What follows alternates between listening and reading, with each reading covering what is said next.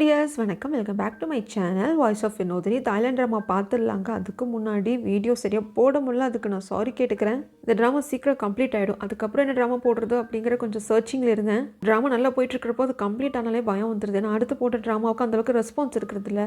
பொதுவாக Thailand dramas கொஞ்சம் ஓரளவுக்கு ஓகேவாக வியூஸ் இருக்குது, அட்லீஸ்ட் 2K 3K அந்த மாதிரி. பட் ஏதாவது சைனீஸ் ட்ராமா வேறு ஏதாவது டச் பண்ணுறதுக்கு ரொம்ப பயமாக இருக்குது. அதனால பார்த்து செலக்ட் பண்ணிட்டு இருக்கேன். அதுக்கு தான் கொஞ்சம் டைம் எடுத்துக்கிட்டேன். அண்ட் தென் பர்சனல் ஒர்க்ஸும் கூட. ஸோ ப்ளீஸ் இந்த ஒரு வாட்டி என்ன எக்ஸ்கியூஸ் பண்ணுங்க. இதுக்கப்புறம் இப்படி பண்ணாமல் நான் பார்த்துக்கிறேன். ஒருவேளை நான் கேப் எடுத்தாலும் ஒரு நாள் அந்த மாதிரி தான் எடுப்பேனே தவிர ரொம்ப நாள் எடுக்க மாட்டேன்.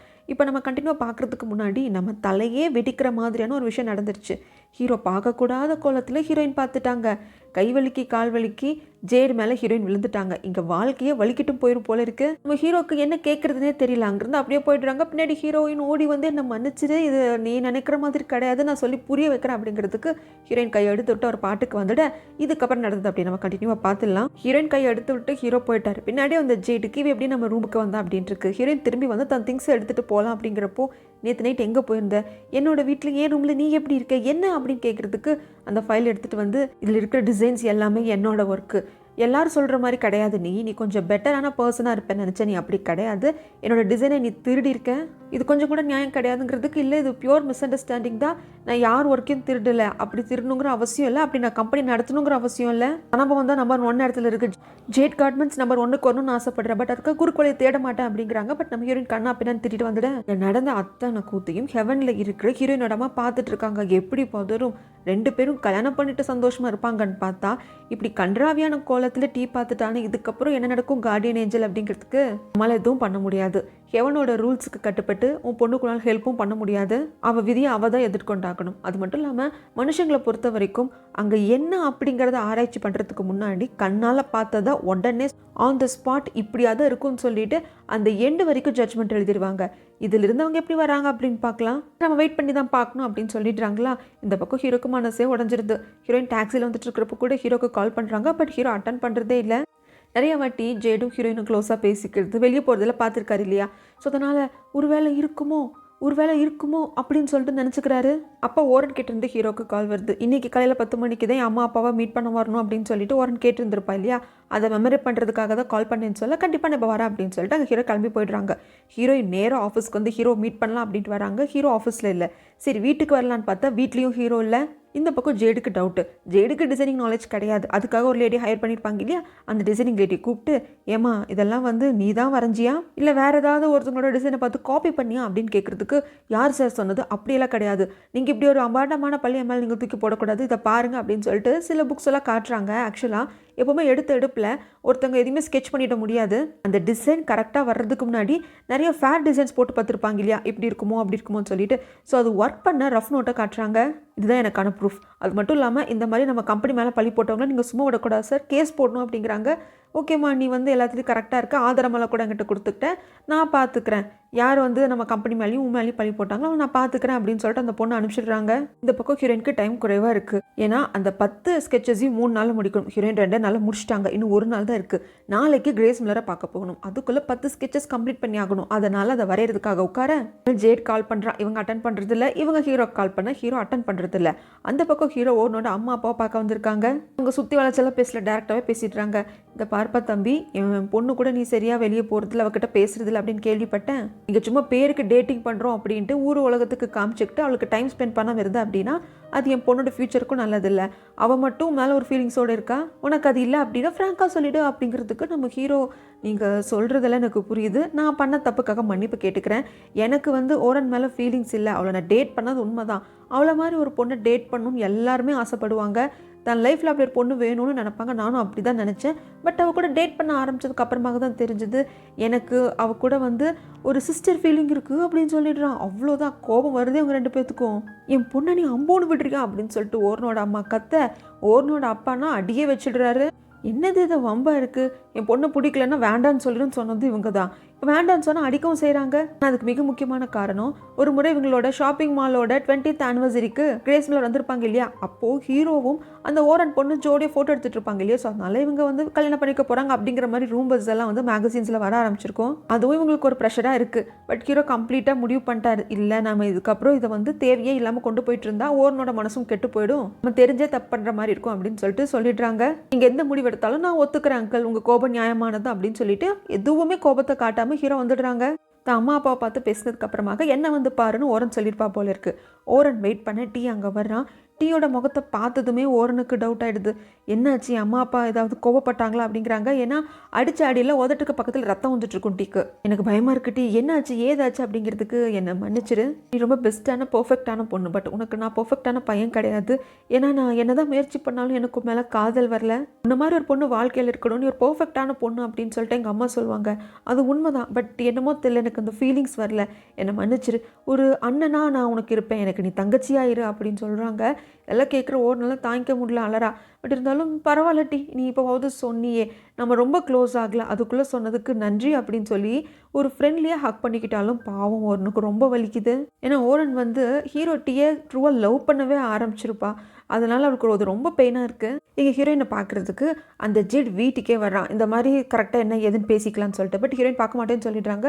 இந்த பொக்கேவை கொடுத்துருமா அப்படின்னு சொல்லிட்டு அங்கேருந்து ஜேடி கிளம்பிடுறான். இந்த கிரேஸ் மில்லர் ஃபிக்ஸ் பண்ண டைமும் வந்துடுச்சு.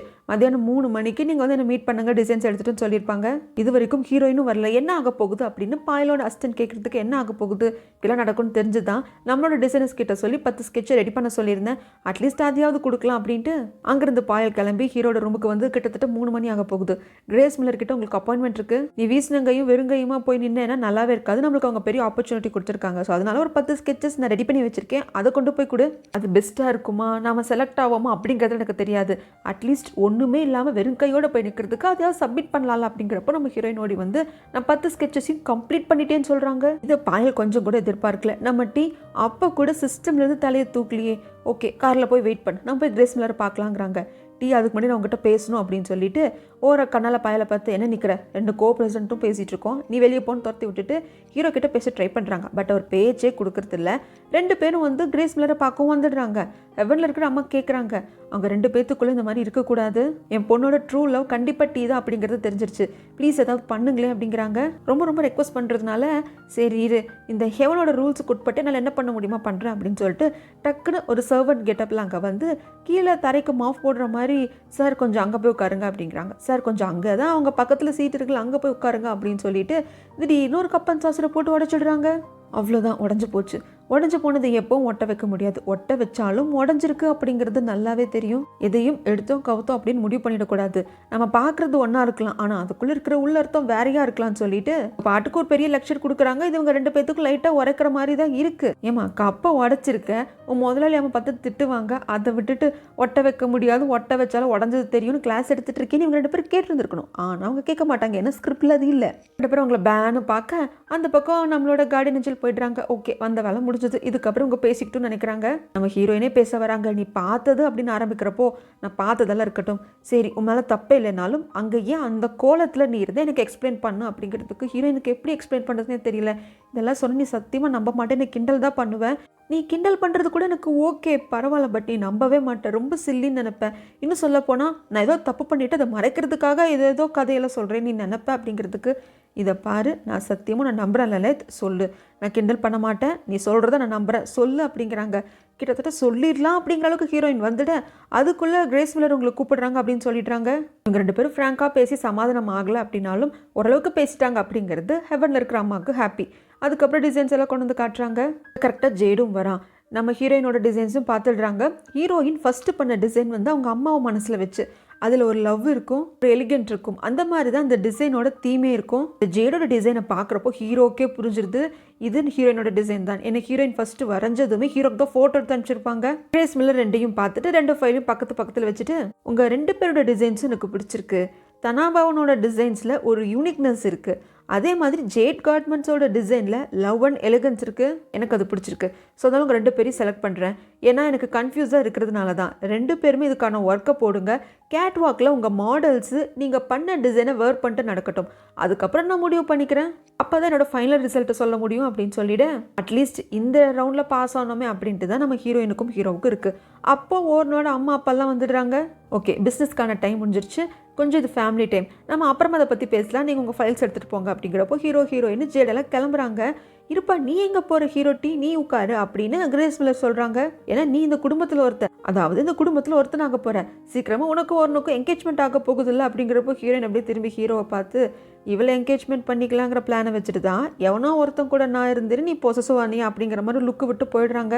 ஹீரோயின் பின்னாடியே ஓடி வந்து ஜேட் சொல்கிறான், இதை பாரு நீ சொன்னேன்னு சொல்லிட்டு டிசைனர் லேடி கிட்ட போய் நான் கேட்டேன், அவங்க கரெக்டாக எல்லா ப்ரூஃபையும் வச்சுருக்காங்க, நீ எதை வச்சு சொல்கிற அவங்க உன் டிசைனை காப்பி பண்ணாங்க அப்படிங்கிறப்போ, இப்போ என்கிட்ட ஆதாரம் இல்லை, நான் ஆதாரம் கொடுத்தேன் நீ என்ன பண்ணுவேங்கிறப்போ, கண்டிப்பாக நான் இந்த காம்படிஷனில் கலந்துக்க மாட்டேன், உன் டிசைனை யூஸ் பண்ணி ஜேட் கார்மெண்ட்ஸ் என்றைக்குமே துரோகம் பண்ணாது அப்படின்னு சொல்லிடுறாங்க. ஓகே, ஆதாரம் இல்லை, ஆதாரத்தை தேடிட்டு வந்து பேசிக்கிறேன்னு சொல்லிட்டு வந்துடுறேன். இந்த பக்கம் ஓர்னோட அம்மா அப்பா கிரேஸ் மில்லர் ஹீரோ எல்லாம் இருக்கிறாங்க. பட் ஓர்னோட அம்மா அப்பாவுக்கு பிடிக்கல.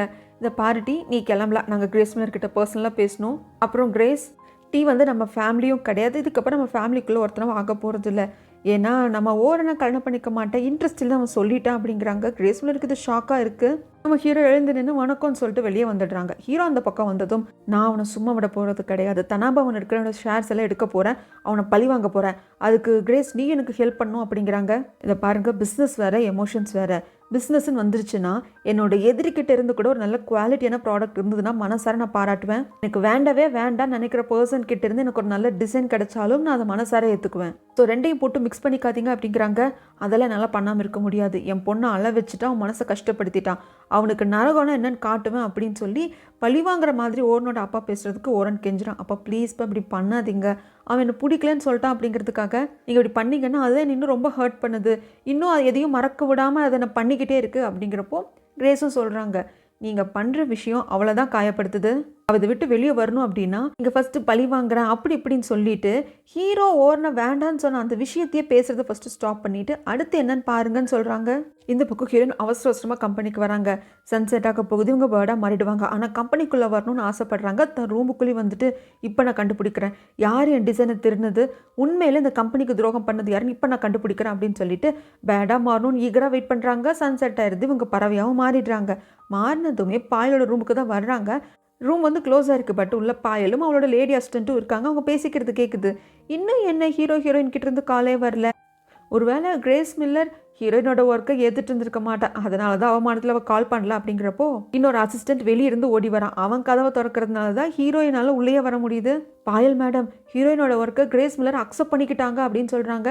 என்னடா சொல்கிற, சரி நம்ம வச்ச இடத்துல அந்த டிசைன்ஸ் இருக்கா அப்படின்னு பாருங்க அப்படிங்கிறப்போ இவங்க சில வுட் ஒர்க் எல்லாம் பண்ணியிருப்பாங்க. அதில் ஒரு பாக்ஸை மட்டும் எடுத்து அதுக்கு பின்னாடி தான் வச்சுருந்துருக்காங்க. யாருமே இதெல்லாம் எடுத்து பார்க்க மாட்டாங்க, ட்ராவை திறந்து பார்ப்பாங்க, கீழே கிடக்கா அப்படின்னு சொல்லிட்டு கீழே இருக்கிற கார்பெட்டெல்லாம் தான் எடுத்து பார்ப்பாங்களே தவிர இதை செவுத்தோடு இருக்கிற இந்த பாக்ஸை யாருமே எடுத்து பார்த்துருக்க மாட்டாங்க. செக் பண்ணி பார்த்த லேடி அசிஸ்டண்ட்டும் இருக்கு மேடம் அப்படிங்கிறாங்க. அப்போ தான் அந்த இன்னொரு அசிஸ்டன்ட் சொல்கிறான், ஆக்சுவலாக ஜேட் கார்மெண்ட்ஸோட ஒர்க்கையும் கிரேஸ் மில்லர் அக்செப்ட் பண்ணிக்கிட்டா, கேட் வாக்கில் நம்மளோட மாடல்ஸ் அதை வியர் பண்ணி நடக்கிறத வச்சு தான் செலக்ட் பண்ணுவேன்னு சொல்லியிருக்கா அப்படிங்கிறாங்க. இதெல்லாம் ஹீரோயின் பார்த்துற நினச்சேன், இதை நீ தான் பண்ணியிருப்பேன்னு நினச்சேன், ஸோ இப்போவும் நான் கையும் களவுமா பிடிச்சிட்டேன், நான் சந்தேகப்பட்டது சரியாக தான் போச்சு அப்படின்னு சொல்லிட்டு அந்த டிசைன்ஸ் இருக்கிற பாக்ஸ் மேலே இவங்க வந்து உட்கார, ஐயோ இந்த படம் அப்படின்னு சொல்லிட்டு எல்லாரும் பார்த்துடுறாங்க. என்ன ஏற்கனவே இவங்களுக்கு அனுபவம் இருக்கு இல்லையா. உடனே அந்த அசிஸ்டன்ட் கையில் ஒரு ஃபைல் எடுத்து நம்ம ஹீரோயினும் அடிச்சிருவான். நான் அடிச்சிட்டேன் அப்படின்னு சொல்லிட்டு அவன் அப்படியே வியந்து சொல்லுவான் பாருங்க. இது ஒரு நார்மலான லவ் பேர்டாக இருந்தால் இவன் அடிக்க செத்து இருக்கணும். பட் ஹீரோயின் ஒரு ஹியூமன் அப்படிங்கிறதுனால தலையில் பலமான அடிபட்டு அங்கிருந்து தப்பிச்சு வந்துடுறாங்க. கம்பெனி விட்டு வெளியே வந்தால் சித்தப்பா யாரோ கிட்ட புது கம்பெனியில் சூப்பராக போயிட்டுருக்கு, ஃபேக்ட்ரி ஒர்க்கெல்லாம் பக்காவாக போயிட்டுருக்குன்னு பேசிகிட்டு இருக்காங்க. அப்பாவும் மகளும் சேர்ந்து என் அப்பாவோட கம்பெனி ஒன்றுமில்லாமல் பண்ணிடுவீங்க போல இருக்குன்னு அழுதுகிட்டே ஹீரோவை பார்க்கலான்னு வராங்க. ஹீரோ ஏற்கனவே கிட்டத்தட்ட தேவதாஸாக மாறிட்டாரு. பக்கத்தில் கேட் இருக்கு, டேய் தேவதாஸ் பக்கத்தில் நாய் தாண்டா இருக்கணும், என்ன வச்சுட்டு இந்த மாதிரியெல்லாம் பண்ணாத அப்படின்னு பார்க்குறப்போ நம்ம ஹீரோயின் வந்து அங்கே உட்காந்துருக்காங்க. எனக்கு வலிக்குது அப்படிங்கிறப்போ பியூட்டி உன்னை யாரை அடிச்சது, ஏன் தலையிலேருந்து ரத்தம் வருதுன்னு கேட் விசாரிக்குது. ஆக்சுவலாக ஃபஸ்ட்டு இந்த கேட்டுக்கு நம்ம ஹீரோயின் பேர்டாக இருக்கிறதுனால கடிச்சு திங்கணும்னு நினச்சிருப்பாங்க. பட் இப்போ ஒரு ஃபீலிங்ஸ் வந்துருச்சு, யாரோட அது என் பியூட்டி மேலே கை வச்சது அப்படின்னு அது வாய்ஸ் ஓவர் கொடுக்க கொஞ்ச நேரத்துக்கு அப்புறம் தான் ஹீரோ பார்க்குறாங்க. எப்படி அடிபட்டுச்சு, என்ன ஆச்சு அப்படின்னு சொல்லிட்டு கூப்பிட்டு போய் மருந்து போட்டுட்டு விட்டுட்ருக்காங்க. இதை பார்க்குற ஹீரோயினுக்கு நீ என்னை நம்புறல்ல அப்படின்னு சொல்லிட்டு தோணுது. ஒரு பேர்டாக உனக்கு என்ன பிடிச்சிருக்கு, பட் ஒரு ஹியூமனாக இருக்கிற லலித்தையே உனக்கு பிடிக்க மாட்டேங்குது அப்படிங்கிறாங்க. ஆக்சுவலாக ஹீரோக்கு ஹீரோயின் லலிதா இருக்கிறப்பவும் பிடிச்சிருக்கு. அதனால தான் ஜேட் கூட அந்த சுச்சுவேஷனில் பார்த்தப்ப தான் ஹீரோக்கு அவர் மனசுக்குள்ளே இருக்கிற காதலே தெரிய வந்திருக்கும். எவ்வளோ டிஸ்டர்ப் ஆகிருப்போம், எவ்வளோ கஷ்டப்பட்டிருப்போம், அப்போ நம்ம இவ்வளோ தான் லவ் பண்ணுறோம் அப்படின்னு முடிவு பண்ணியிருப்பாங்க. அதனால தான் ஓரனோட அம்மா அப்பாவை போய் பார்த்து எனக்கு ஓரன் மேலே இன்ட்ரெஸ்ட் இல்லைன்னு சொல்லியிருந்திருப்பாங்க. அடுத்த நாள் ஹீரோயின் வந்து ஹீரோவோட ரூமில் வெயிட் பண்ணிட்டு இருக்காங்க. ஹீரோக்கு ஹீரோயின்ட்டு பேசுறதுல இஷ்டம் கிடையாது. நான் எல்லாத்தையும் எக்ஸ்பிளைன் பண்ணுறதுக்கு முன்னாடி ஃபஸ்ட்டு தனாபாவனில் இப்போ இருக்கிற பிரச்சனையை வந்து நம்ம சால்வ் பண்ணிடலாம். அதுக்கப்புறமாக ஜேடுக்கும் எனக்கும் என்ன இருக்குது அப்படிங்கிறது நான் அப்புறம் சொல்கிறேன். தயவுசெய்து என் கூட வா அப்படின்னு சொல்லிட்டு ஹீரோ அங்கேருந்து கூப்பிட்டு போய் பாயலோட ரூமில் என்னோட டிசைன்ஸ் இங்கே நீ எங்கே மறைச்சி வச்சிருக்கேன் எனக்கு தெரியுங்கிறப்போ என்ன திடீர்னு உளறிட்டு இருக்கேன், உன் டிசைன்ஸ் தான் இங்கே இல்லை அப்படின்னு சொல்லிட்டு அன்றைக்கி தேடிட்டியே அப்படிங்கிறாங்க. தள்ளுங்க அப்படின்னு சொல்கிறதுக்கு அவங்க 2 பேரும் தள்ள மாட்டேன்றாங்க. பார்க்குற பாயலுக்கும் டவுட் ஆகிடுது, இவளுக்கு எப்படி கரெக்டாக இங்கே தெரிஞ்ச வந்து நிற்கிறான்னு சொல்லிட்டு மற்ற இடமெல்லாம் தேடுங்கிறாங்க. எந்த இடத்துல இருக்கோ அந்த இடத்துல தான் நான் வந்து தேடுவேன் அப்படின்ட்டு கரெக்டாக அங்கேருந்து டிசைனையும் எடுத்து காட்டிடுறாங்க. இதை பார்க்குற ஹீரோவுக்கு மறுபடியும் அக்கா தங்கச்சி சண்டையில் தனாபவனை தானே நீங்கள் பணையம் வைக்கிறீங்க அப்படின்ட்டு ரூமுக்கு கூப்பிட்டு வந்து பயங்கரமாக திட்டுறாரு. நீ வந்து உன்னோட பர்சனல் இஷ்யூவை கொண்டு வந்துருக்கக்கூடாதுன்னு சொல்லிட்டு. பட் பாயல் சொல்கிற ஒரே ரீசன், சின்ன வயசுலேருந்து என்னை புள்ளி பண்ணிகிட்டு இருக்கா, என்னை அவ்வளோ டார்ச்சர் பண்ணியிருக்கா, எனக்கு பிடிச்சது எனக்கு சொந்தமானதெல்லாம் என்கிட்ட எடுத்துகிட்டு இருந்திருக்கா. என் அப்பா இப்போ நீ கூட எனக்கு உன்னை ரொம்ப பிடிக்கும், நான் உன்னை நேசித்தேன், பட் இப்போ நீ கூட அவளுக்கு தானே சப்போர்ட் பண்ணுறேன் அப்படின்ட்டு ரொம்ப அழுது பாயல் பேசுகிறப்போ ஹீரோயினுக்கே ஒரு செகண்ட் நாம் இவளை அந்த அளவுக்கு டார்ச்சர் பண்ணியிருக்கோமா, ஏன்னா அவள் இவ்வளோ மீன் பண்ணி கஷ்டப்பட்டு அலறா அப்படின்னா அவள் மனசில் எந்த அளவுக்கு அது ரணமாக அந்த நினைவுகள் இருந்திருக்கும் அப்படின்னு சொல்லிட்டு அப்படியெல்லாம் யாரையும் உங்ககிட்ட பறிச்சுக்க நினைக்கல அப்படின்னு சொல்கிறாங்க. பட் இதை கேட்குற ஸ்டேஜில் பாயலோட மைண்ட் இல்லை. ஹீரோக்கு என்னென்னா என்னமோ பிரச்சனையாக இருந்துட்டு போட்டோம், நீங்கள் 2 பேரும் அக்கா தங்கச்சிங்க, உங்கள் பிரச்சனையை வீட்டில் வச்சுக்கோங்க, உங்கள் அப்பா முன்னாடி வச்சு தீர்த்துக்கோங்க, அதை விட்டுட்டு கம்பெனியோட ரெப்புடேஷன் மேலேயும் க்ரோத் மேலேயும் நீங்கள் காட்டக்கூடாது, அது உன்னோட தப்பு தான், அதுக்கான ஆக்ஷன் நான் கண்டிப்பாக எடுப்பேன், உன்னை நான் சஸ்பெண்ட் பண்ணுறேன் அப்படின்னு சொல்லிடுறாங்க. அதுக்கப்புறம் ஹீரோயினோட இடத்துல வந்து நின்றுட்டு அவன் என்னோ பேச்சு வாக்கில் சொல்லிட்டான், ஹீரோவுக்கு என்ன பிடிச்சிருக்கு, அவன் என் பின்னாடி சுற்றுறான்ட்டு. அவன் இன்றைக்கி என் பின்னாடி சுற்றினான் அப்படின்னு இவங்க தனியாக புலம்பிட்டு இருக்கப்போ ஹீரோ பின்னாடி வந்து நிற்கிறாங்க. நீ எப்படிடா வந்தேன்னு கேட்குறதுக்கு, ஆஃபீஸில் உன்னை தேடினா காணோம், அதான் இங்கே உன் பின்னாடியே வந்தேன், நீ ஏதாவது மன கஷ்டத்தில் இருப்ப அப்படிங்கிறதுக்காக தான் வந்தேன் அப்படின்னு சொல்கிறதுக்கு, என்னை பற்றியெல்லாம் நீ ஒன்றும் கவலைப்படாதப்பா, உன் லவ்வர் ஓரனை போய் பற்றி கவலைப்பட, அவகிட்ட போய் டைம் ஸ்பெண்ட் பண்ணு, எங்களை பார்த்துக்க எங்களுக்கு தெரியுங்கிறப்போ ஓரனை நான் இதுக்கப்புறம் போய் பார்க்கணுங்கிற அவசியம் இல்லை, அப்படியே போய் பார்க்கணுன்னாலும் ஒரு ஃப்ரெண்டாவோ ஒரு பிரதர் அண்ட் சிஸ்டர் ஃபீலிங்கில் தான் போய் பார்க்கணும், ஏன்னா எங்களோட ரிலேஷன்ஷிப்பை லவ் கல்யாணம் அப்படின்னு சொல்லிட்டு எடுத்துகிட்டு போக வேண்டாம் அப்படின்னு சொல்லி நாங்கள் பிரேக்கப் பண்ணிக்கிட்டோம் அப்படின்னு சொல்கிறான். ஹீரோயினுக்கு வந்து செம ஷாக்காக இருக்குது. அப்படியா, ஏன் அப்படிங்கிறதுக்கு, ஏன்னா நான் வேற ஒரு பொண்ணை லவ் பண்ணுறேன்னு சொல்ல அப்போவும் ஹீரோயினுக்கு இருக்கிற நம்பிக்கை போயிடுச்சு.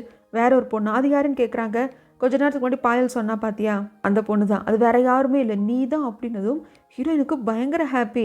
அந்த ஹாப்பியில் கூட இன்னொரு விஷயம் என்ன தோணுதுன்னா, அப்போ நீ என்ன சந்தேகப்படல அன்னைக்கு ஜேட் வீட்டில் பார்த்ததை வச்சு நீ பிலீவ் பண்ணுறல அப்படிங்கிறாங்க. இப்போவும் சொல்கிறேன், அன்னைக்கு அந்த சுச்சுவேஷனை இப்போவும் என்னால் மறக்க முடியல. ஆனால் நீ சொல்கிற இல்லையா, அன்னைக்கு நடந்தது எதையுமே நம்பாத, கரெக்டான டைம் வர்றப்போ நானே உனக்கு எல்லாம் சொல்கிறேன் நீ சொன்னேன் இல்லையா, ஸோ அதை நம்புகிறேன், நான் உன்னை நம்புகிறேன், என்னோட லலித் கண்டிப்பாக அப்படி ஒரு தப்பு பண்ண மாட்டான்னு நான் நம்புகிறேன். தென் கொஞ்சம் தேவையில்லாத வார்த்தையெல்லாம் நான் யூஸ் பண்ணிட்டேன், உன்னோட டிசைன்ஸ் அங்கே இருக்கா அப்படிங்கிறத தெரிஞ்சுக்கிறதுக்காக நீ உன்னையே ஜேடுக்கு கொடுத்து தான் அதை தெரிஞ்சுக்க போனியா அப்படின்னு சொல்லி தேவையில்லாமல் பேசிட்டேன். அது ரொம்ப ரொம்ப ரொம்ப பெரிய வார்த்தை, அதுக்கு மன்னிப்பே கிடையாது. பட் அந்த சுச்சுவேஷனில் உன்னை பார்த்தப்போ என் மனசு எவ்வளோ கஷ்டப்பட்டுச்சுன்னு எனக்கு தான் தெரியும். அந்த கோபத்தில் வந்த வார்த்தைகள் மட்டும்தான். நான் உன்னை ட்ரஸ்ட் பண்ணுறேன், உன்னை நான் பிலீவ் பண்ணுறேன், நீ எப்போ நீ என்ன உண்மை சொல்லணும்னு நினைக்கிறியோ அப்போ நீ சொல்லு, அது வரைக்கும் நான் வெயிட் பண்ணுறேன் அப்படின்னு சொல்லிட்டு க்ளோஸ் ஆகிறப்போ ஹெவனில் இருக்கிற அம்மாவும் கார்டியன் ஏஞ்சலும் சீக்கிரம் சீக்கிரம் நடக்கட்டும் நடக்கட்டும் அப்படின்னு பார்த்துக்கிட்டே இருக்காங்க. அப்படியே நாமளும் பார்த்துக்கிட்டு இருப்போம். அடுத்த எபிசோடில் என்ன நடந்ததுன்னு வந்து சொல்கிறேன். இது வரைக்கும் ஸ்கிப் பண்ணால் பொறுமையாக பார்த்ததுக்கு ரொம்ப நன்றி.